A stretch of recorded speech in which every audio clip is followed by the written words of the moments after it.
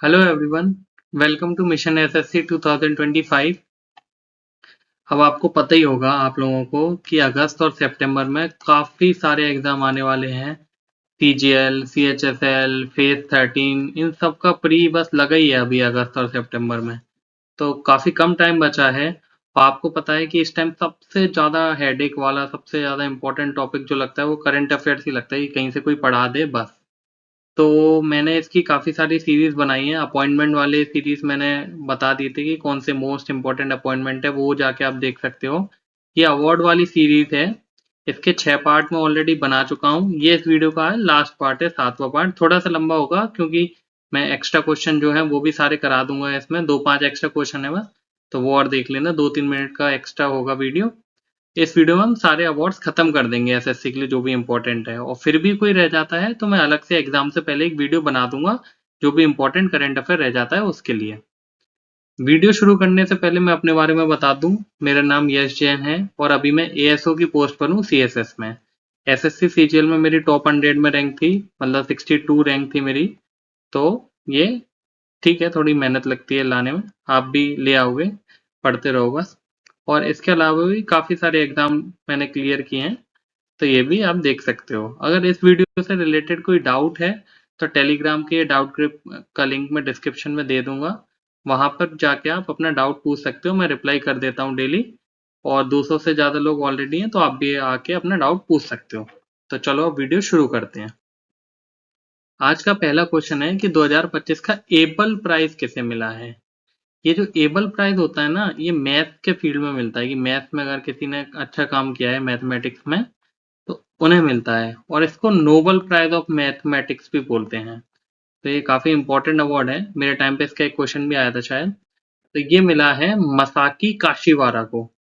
मसाकी काशीवारा, 2-4 बार बोलोगे याद हो जाएगा। मसाकी काशीवारा, बस 2-4 बार बोलो याद हो जाएगा, एग्जाम में अपने आप क्लिक हो जाएगा नाम पढ़ते से ही। तो बस इनको क्यों मिला है, क्योंकि इन्हें एलजेब्रा वगैरह के फील्ड में बहुत अच्छा काम किया है। जैपनीज मैथमेटिशियन है, इसलिए इन्हें अवार्ड मिला है एबल प्राइज। क्या नाम है, एक और बोलो, मसाकी काशीवारा।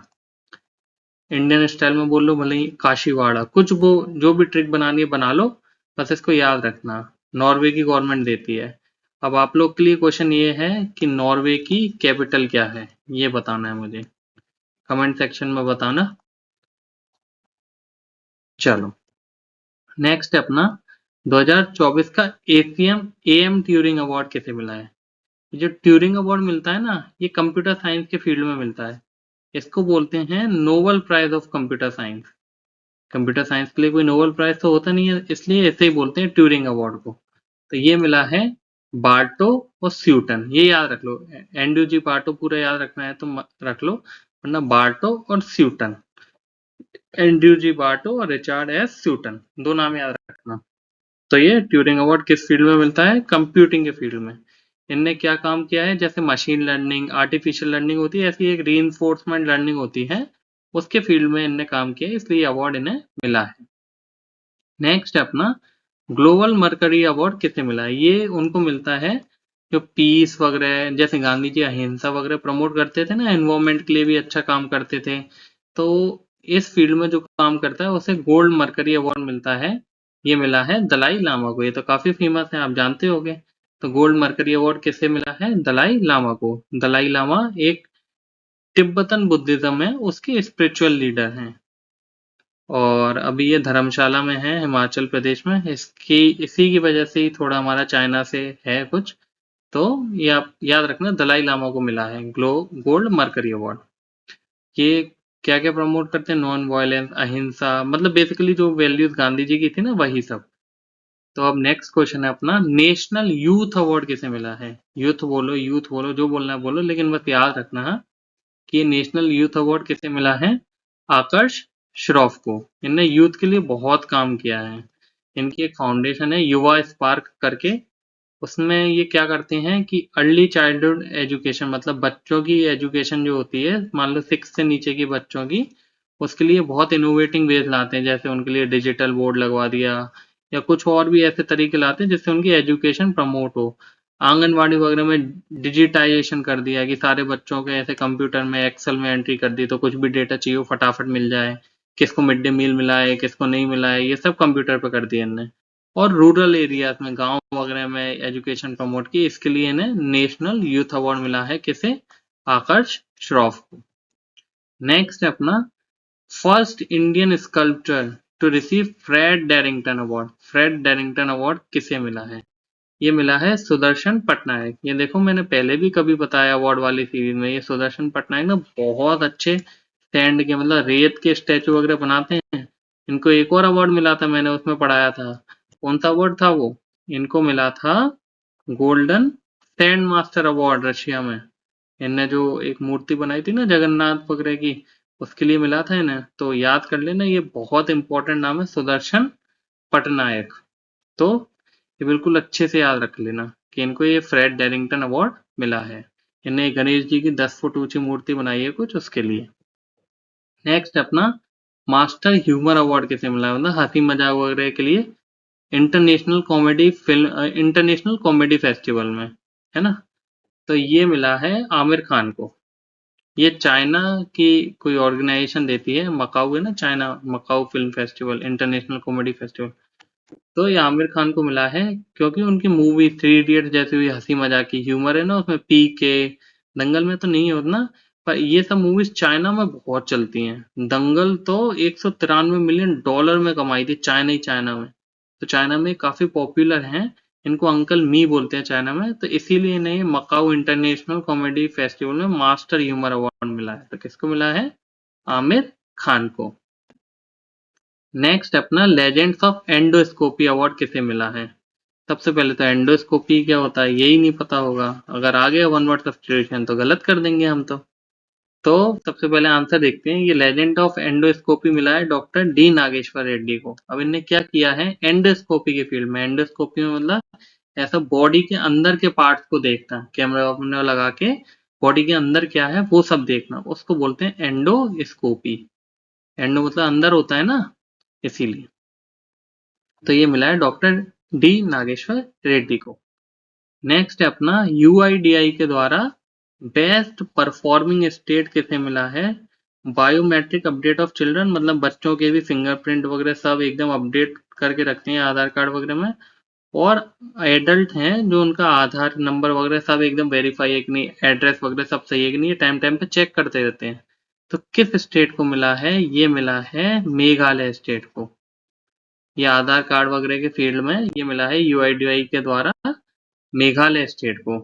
तो ये दो कैटेगरी है, मैंने आपको बताई दिया किस किस फील्ड में मिला है। तो बस आप मेघालय याद रखना कि यूआईडीएआई ने किसे अवार्ड दिया है? मेघालय को। अब यूआईडीआई के बारे में देख लो, 2009 में बना था। इसका फुल फॉर्म है unique identification authority of India. इसका एक ऑफिस तो मेरे ऑफिस के पास है ना, यहीं पे पटेल चौक के पास है। और ये किस मिनिस्ट्री में आता है? Ministry of electronics and information technology. तो इसकी मिनिस्ट्री पे अगर पूछ ले तो सही लगाना। अब आते हैं मेघालय पे। अब मेघालय आया तो थोड़ा स्टैटिक जीके पढ़ लेते हैं। कौन कौन से नेशनल पार्क है मेघालय में बताओ? मैं बताता हूँ। मेघालय में है दो नेशनल पार्क, पहला बालफक्रम और दूसरा नोकरेक। तो बस अगर पूछे नोकरेक नेशनल पार्क कहाँ है? मेघालय में। ऐसे नोक याद रखना, और ऐसे बादल में नोक मार दी, मतलब मेघ में नोक मार दी तो उससे बादल फट गया, तो ऐसे नोकरेक याद रखना। और ऐसे ही बालफक्रम, बादल से बाल, ऐसे याद रखना। कुछ भी ट्रिक बना लो, बस ये याद रखना कि बालफक्रम और नोकरेक कहाँ पर है? मेघालय में। नेक्स्ट है अपना नेशनल मैरीटाइम वरुणा अवार्ड किसे मिला है? मैरीटाइम मतलब समुद्र वगैरह के क्षेत्र में अच्छा काम किया, ये मिला है राजेश उन्नी को। राजेश उन्नी ने क्या किया है? डिजिटल कर दिया ग्लोबल शिपिंग ऑपरेशन को। मतलब ये जैसे शिप वगैरह जाते हैं, इसमें जो सामान लोड होके जाता है, मान लो इसकी कोई रजिस्टर वगैरह में एंट्री हो रही थी, पहले लिख लिख के करनी पड़ रही थी ना, इसको डिजिटल कर दिया। सब कंप्यूटर में एंट्री करवा दी। अब कहीं से भी डेटा एक्सेस करना हो कोई भी कर सकता है। तो ये मिला है राजेश उन्नी को। नेशनल मैरीटाइम डे कब होता है? 5 अप्रैल। याद रखना मैरीटाइम डे 5 अप्रैल को। नेक्स्ट है अपना लता दीनानाथ मंगेशकर अवार्ड किसे मिला है 2024 का? विजनरी लीडरशिप या इंडिया की इकोनॉमी में बहुत योगदान दिया है जिसने, उसको। बहुत इंपॉर्टेंट अवार्ड है क्योंकि ये इससे पहले नरेंद्र मोदी जी को मिल चुका है, अमिताभ बच्चन को मिल चुका है, तो इतने बड़े बड़े लोगों को मिला है लता दीनानाथ मंगेशकर अवार्ड, तो इम्पोर्टेंट है। तो ये 2024 का कैसे मिला है? कुमार मंगलम बिरला, ये एक कोई अमीर आदमी है ना अपने कंट्री के, बिरला, टाटा बिरला चलता है ये सब, तो इन्हीं के नाम पे है। तो ये किसे मिला है? कुमार मंगलम बिरला को लता दीनानाथ मंगेशकर अवार्ड। और ये कुमार मंगलम बिरला को इससे पहले पद्म भूषण भी मिल चुका है, तो ये याद रखना। और मैंने बताया ही था कि इससे पहले ये अवार्ड नरेंद्र मोदी जी को, आशा भोसले, अमिताभ बच्चन, तो ये इंपॉर्टेंट है अवार्ड। नेक्स्ट है अपना prime minister award for excellence in public administration. ये किस मिनिस्ट्री को मिला है? और उस मिनिस्ट्री ने किस फील्ड में पोषण ट्रैकर एक कोई ऐप बनाया है, उस फील्ड में मिला है। तो पोषण का काम कौन करता है? Ministry of women and child development. खाने की सबसे ज्यादा जरूरत किसे होती है? बच्चों को ना, छोटे बच्चों को। मिड डे मील स्कीम चलती थी ना, स्कूल चलती है mid day meal scheme, school में खाना मिलता है सरकारी स्कूल में उन बच्चों को दोपहर में, तो वो सब ये ministry of women and child development ही करती है। तो ये award, PM award for excellence in public administration कैसे मिला है? MOWCD, women and child development. और किस चीज के लिए? पोषण ट्रैकर ऐप के लिए, पोषण ट्रैकर ऐप।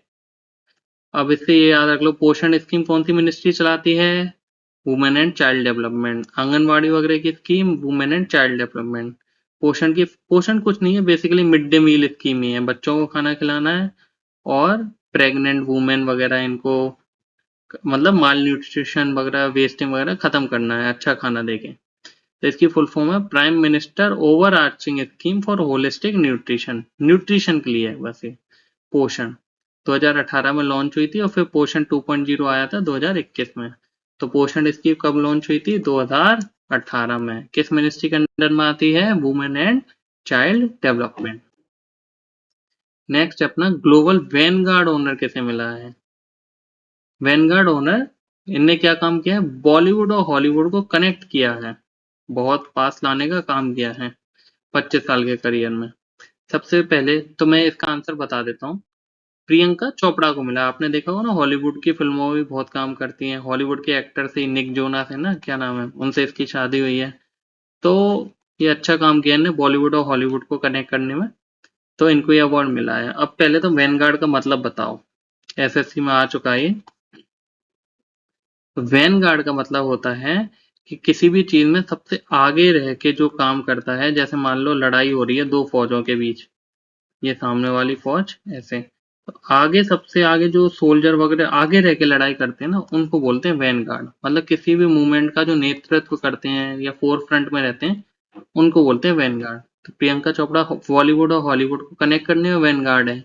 सबसे पहले इन्हीं ने हॉलीवुड में एंट्री मारी थी इंडिया से, तो सबसे पहले मतलब सबसे फेमस जो है अभी, और यही फेमस हुई है हॉलीवुड में अभी तक, इसीलिए। नेक्स्ट है गुरुदेव कालीचरण ब्रह्मा अवार्ड किसे मिला है? एजुकेशन वगैरह में काम किया है, तो ये तो सीधे याद करना है, ऐसे कोई अवार्ड हो तो डॉक्टर अच्युत सामंत। इसमें बस दो चीज याद करना, कालीचरण वाला अवार्ड किसे मिला है? अच्युत सामंत को, बस इतना याद करना। और ये जो कालीचरण ब्रह्मा थे, ये कौन थे? ये इनको गांधी ऑफ आसाम बोलते थे, मैक गांधी ऑफ आसाम, क्योंकि इन्हें बोडो जो होती है ना ट्राइब वहां पे आसाम में, उनके लिए बहुत काम किया है। तो गुरुदेव कालीचरण ये थे मैक गांधी ऑफ आसाम, और इनका अवार्ड किसे मिला है? इनके नाम पे जो अवार्ड है, अच्युत सामंत को। नेक्स्ट है अपना ह्यूमैनिटेरियन अवार्ड किसे मिला है? कब? मिस वर्ल्ड का इवेंट हुआ था 72nd, हैदराबाद में हुआ था। तो ये भी याद कर लेना कि इंडिया में हो रहा है मिस वर्ल्ड का इवेंट, बहुत इंपॉर्टेंट है। तो 72nd मिस वर्ल्ड इवेंट कहाँ हुआ था? हैदराबाद में। तो ये मिला है सोनू सूद को। सोनू सूद ने कोविड-19 के टाइम पे बहुत हेल्प की थी ना लोगों की, उसके लिए ये मिस वर्ल्ड वाली जो संस्था है, उन्होंने इन्हें ये अवार्ड दिया है। 72nd मिस वर्ल्ड का जो कंपटीशन हो रहा था उस टाइम पे हैदराबाद में। अब 72nd मिस वर्ल्ड बनी कौन? ये बहुत इंपॉर्टेंट क्वेश्चन है। तो 72nd मिस वर्ल्ड बनी सुचाता चुआंगश्री। तो इसको याद कर लेना, सुचाता याद कर लेना भले ही, बस सुचाता सुचाता सुचाता, 72nd मिस वर्ल्ड सुचाता। एक क्वेश्चन इससे पहले मैंने बताया था मिस वर्ल्ड वाला, उसमें मैंने ये बताया था क्रिस्टीना सिस्कोवा। तो ये क्रिस्टीना सिस्कोवा है 71st, इनसे पहले, और अभी ये नई बन गई हैं। 72nd। तो याद रखना दोनों का नाम कि अगर 72nd बोले तो सुचाता वाला आंसर लगा देना, और 71st बोले तो क्रिस्टीना, ये वाला आंसर लगा देना। ये है अपनी क्रिस्टीना और ये है अपनी सुजाता। तो जो पहले जीत गई होती है वो दूसरे आगे आने वाले को ये पहनाती है क्राउन। तो ये क्रिस्टीना सिस्कोवा है और ये है सुजाता चुआंगश्री, थाईलैंड से है ये। तो हैदराबाद में हुआ था मिस वर्ल्ड का, उसमें मिला था। और 71st वाला क्रिस्टीना सिस्कोवा को, ये भी इंडिया में हुआ था, मुंबई में। तो पूछ ले कि 71st वाला कहाँ हुआ था, मुंबई, और 72nd वाला हैदराबाद। 71st में कौन बनी थी, क्रिस्टीना, और 72nd वाले में सुचाता। तो बस इतना से याद रखना, सुचाता चुआंगश्री। इंपॉर्टेंट है, अच्छे से कर लेना। Global Indian of the year का अवार्ड किसे दिया है, कनाडा इंडिया फाउंडेशन ने। तो ये बहुत फेमस है, आपने तो यूट्यूब पर देखी होंगी इनकी वीडियो। ये मिला है सदगुरु को global Indian of the year. इनकी जो ईसा फाउंडेशन है, इनकी एक संस्था है, उसके काफी सारे मूवमेंट है, कावेरी कॉलिंग, कावेरी नदी को बचाने के लिए, सेफ सॉइल मूवमेंट वगैरह, उसके लिए ये सदगुरु को global Indian of the year का अवार्ड मिला है, कनाडा इंडियन फाउंडेशन ने दिया है। नेक्स्ट अपना पहला इंडियन ओरिजिन का म्यूजिशियन जिसे अमेरिकन म्यूजिक अवार्ड मिला है। तो ये मिला है राजा कुमारी को। राजा कुमारी इंडिया की एक इंडिया ओरिजिन मतलब किसी और देश में पली बड़ी हो, लेकिन इनके जो रूट्स हैं, माता पिता दादा दादी, वो इंडिया से थे किसी टाइम पे, इसीलिए इनको इंडियन ओरिजिन का बोलते हैं। तो राजा कुमारी को अमेरिकन म्यूजिक अवार्ड मिला है। और इनका ट्रैक कौन सा है, गाने का नाम क्या है, रैनी गेट। रेनीगेट का मीनिंग बताना, आप एसएससी में फेमस है, रेनीगेट का मीनिंग बताना कमेंट सेक्शन में। नेक्स्ट अपने इंटरनेशनल बुकर प्राइज किसे मिला है। देखो कंफ्यूज मत करना, एक होता है बुकर प्राइज, एक होता है इंटरनेशनल बुकर प्राइज। तो अभी मैं इंटरनेशनल बुकर प्राइज पढ़ा रहा हूं, ये नहीं पढ़ा रहा। तो ये मिला है अनु मुश्ताक को। अनु मुश्ताक ने एक बुक लिखी है फिक्शन की, जिसका नाम क्या है, हर्ड लैम्प। उसके लिए इन्हें अनु मुश्ताक को इंटरनेशनल बुकर प्राइज मिला है। नेक्स्ट अपना वर्ल्ड फूड प्राइज किसे मिला है 2025 का, फूड प्राइज। तो इसकी बहुत अच्छी ट्रिक है, फूड मतलब खाना, और खाना कौन खाता है, हंगरी जो होता है, भूखा। तो मारी एंजेला हंगरिया को वर्ल्ड फूड प्राइज मिला है 2025 का। किस फील्ड में, बायोलॉजिकल नाइट्रोजन फिक्सेशन के फील्ड में काम किया है। तो उससे क्या है, मतलब जितनी फसल एक खेत में उगनी चाहिए उससे ज्यादा और अच्छी उगती है। नाइट्रोजन फिक्सेशन क्या होता है, साइंस का क्वेश्चन आ जाए तो, नाइट्रोजन फिक्सेशन मतलब ये मान लो कोई पेड़ है और ये हवा में नाइट्रोजन है N2, इसको ये डायरेक्ट नहीं ले सकते, इसको क्या है, कुछ बैक्टीरिया वगैरह होते हैं N2 को अमोनिया वगैरह में कन्वर्ट करते हैं, तब ये प्लांट्स रूट से अपने इसको ले पाते हैं नाइट्रोजन को। इसको बोलते हैं नाइट्रोजन फिक्सेशन, कि जो गैसियस वाली नाइट्रोजन होती है उसको अमोनिया वगैरह में कन्वर्ट करना। तो ये ग्लोबल फूड प्राइज किसे मिला है, मारी एंजेला हंगरिया को। अब आते हैं नेक्स्ट क्वेश्चन पर, किस इंडियन लॉयर को World Law Congress Medal of Honour मिला है। पहली बार मिला है तो इंपॉर्टेंट हो गया। तो ये मिला है भुवन रिब्बू को। इनने किस फील्ड में काम किया है, चाइल्ड वगैरह के, मतलब बच्चों से काम करवाते हैं ना, छोटे बच्चों से कंस्ट्रक्शन साइट पे, या छोटू चाइल्ड, वो सब। तो उस फील्ड में इनने बहुत लड़ाई लड़ी है बच्चों के लिए, लॉन्ग बैटल अगेंस्ट चाइल्ड। उनको एक्सप्लॉइट नहीं होना चाहिए कि उनसे भीख मंगवा रहे हैं या कुछ काम करवा रहे हैं। पढ़ने लिखने की उम्र में उन्हें पढ़ना लिखना ही चाहिए, ये बिल्कुल अच्छी बात नहीं होती। उस फील्ड में इन्होंने बहुत काम किया उनके राइट्स को प्रोटेक्ट करने के लिए, भुवन रिब्बू। तो ये अपना लास्ट क्वेश्चन था इस सीरीज का, अवार्ड वाली सीरीज का। टोटल 110 क्वेश्चन मैंने कराए हैं जो भी इंपॉर्टेंट थे, इनको देख लेना अच्छे से। अगर किसी ने पहले के पार्ट नहीं देखे हैं तो ये 7 पार्ट में मैंने पूरी सीरीज खत्म कर दी है। इसके बाद में और करंट अफेयर के दूसरे टॉपिक, रैंक एंड रिपोर्ट वगैरह लाने का ट्राई करूंगा, ट्राई क्या ले ही आऊंगा, एग्जाम से पहले सारा खत्म कराने का ट्राई करूंगा करंट अफेयर वाला पोर्शन। तो अच्छे से पढ़ना, कोई भी डाउट है तो टेलीग्राम ग्रुप पे आके पूछ सकते हो, लिंक डिस्क्रिप्शन में है। इंस्टाग्राम पे पूछना है तो ये मेरा यूजर नेम है, यहाँ आके भी आप पूछ सकते हो। अब मिलते हैं अपने नेक्स्ट वीडियो में, चलो बाय।